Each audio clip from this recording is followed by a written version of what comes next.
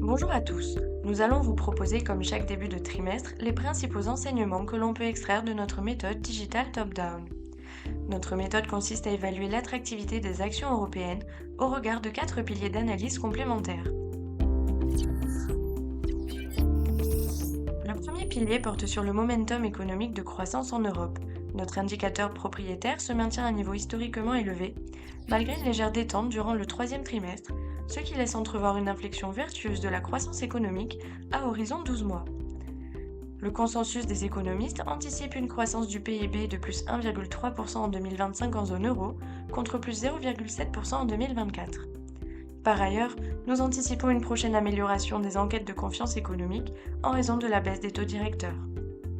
N'oublions pas que contrairement aux précédents cas observés depuis la crise de Lehman, le pivot monétaire accommodant a été enclenché pour une raison positive, celle du combat gagné contre l'inflation. Dans un tel contexte, une surexposition stratégique aux actions reste préconisée. Le segment des petites et moyennes valeurs pourrait continuer de bénéficier en relatif de son caractère procyclique, comme c'est le cas depuis un an en Europe. Le deuxième pilier porte sur la politique monétaire mise en œuvre par la BCE. Comme anticipé, la Fed a emboîté le pas de la BCE avec une baisse notable de 50 points de base en septembre. La baisse sensible des anticipations d'inflation laisse augurer une poursuite de ce processus dans les prochains mois, et nous anticipons à ce stade deux baisses de taux supplémentaires de 25 points de base d'ici la fin de l'année des deux côtés de l'Atlantique.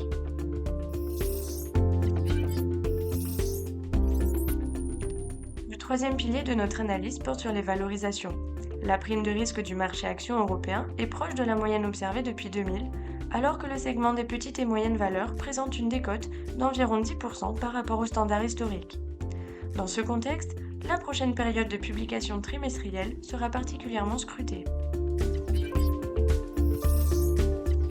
Enfin, le quatrième pilier traite de l'aspect comportemental.